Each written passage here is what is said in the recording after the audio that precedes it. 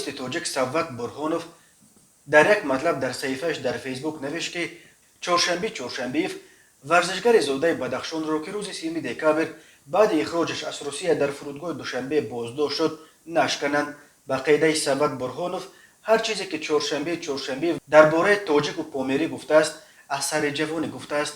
ثروت برهانوف می نویسد چهارشنبه پیش از همه یک جوان تاجیکستانی است که در بیرون خود را ساخت تا جای خود را پیدا کرد. او را برای اندیشه شکستن خوب کاری نیست. اندیشه او هم همین است که خود را تاجیک نمیشناسد. پس چی؟ کم نیستند کسانی که خود را مسلمان نمیشناسند. با آنها چی میکنیم؟ او میافزاید در تاجیکستان هر کس حق دارد که آزادانه دین و ملت خود را خودش انتخاب کند. از طرف دیگر می نویسد ژورنالیست تاجیک تا جایی میدانم چهارشنبه یگان پارتیا ندارد، یگان کار جمعیتی برای شکستن پایه های دولت تاجیکستان نکرده است. اندیشه جدایی خواهی و از تاجیکستان جدا کردن بدخشان را هم نگفته است. تنها گفته است که من تاجیک نیستم و در تاجیکستان برای اندیشه شخصی کسی را قانون جزا نمیدهد. دیگر اینکه او را جمعیت خود ما چنین ساخت. خود ما او را تاجیک نی و پامیری تربیت کردیم، خود ما جدایش کردیم، خود ما گفتیم که تو پامیری هستی. سیوم اینکه اندیشه آدم دگمه نیست، دیگر شدن میتواند. برای آنکه جوانان دیگر پامیری و کولابی و خوجندی نی و من تاجیک گویند، آنها را شکستن نه، تربیت کردن در کار، آنها را پرورش کردن در کار. ثروت برهانوف پیشنهاد کرده است که چهارشنبه را به جای به پشت پنجره شناندن برای تربیت به جماعت بدخشان وابسته کنند. باور دارم اندیشش دیگر می شود. رای شیرینشاه شاتیمور را پیش می گیرد. او یک جوان است که وقتی آموختن نداشت زندگیش را به ورزش می گذراند. لیکن اگر بشکنند اندیشه انفرادی او را جمعیتی می کنند. ناخودآگاه جدایی خواهی را ناگزیر می کند.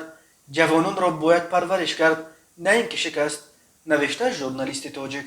یادآور می شویم در اول ماه دکامبر مقامات گبدده شهر مسکو رزمنده MMI از ولایت مختار کوهستان بدخشان تاجیکستان چهارشنبه را بعد قریب نیم سال با بهانه هنوز ماه ایول با سرعت بلند راندن ماشین دستگیر کردند و دادگاه ناحیه استانکینا حکم اخراج او از روسیه را برآورد و 29 دکامبر بعد رد شدن شکایت چهارشنبه از سوی دادگاه شهر مسکو او را به تاجیکستان فرستادند.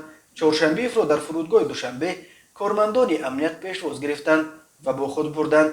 بعدتر دادستانی ناحیه شامنصور خبر داد که چهارشنبه را به حبس گرفته بازداشت بر اساس ماده های 189 و 307 کودکس جنایتی تاجیکستان با اتهام برانگیختن کینه و عداوت بین ملت ها و محل ها و دعوت های عمومی به تغییر ساخت کنستیتوسیونی تاجیکستان پرونده جنایتی گشودند. قبلا منابع گوناگون خبر داده بودند که در تاجیکستان نسبت به چهارشنبه برای سخنان جنجال برانگیزش با اتهام برانگیختن کینه و عداوت بین محل ها پرونده گشودند. مایول چهارشنبه فتا با پرچم تاجیکستان عکس گرفت تا سر و صداها درباره جدایی طلب بودن خود را رد کند. چهارشنبه در ورزش MMA با نام اورج معروف است ولی مخلصانش او را گرگ پامیر لقب دادند.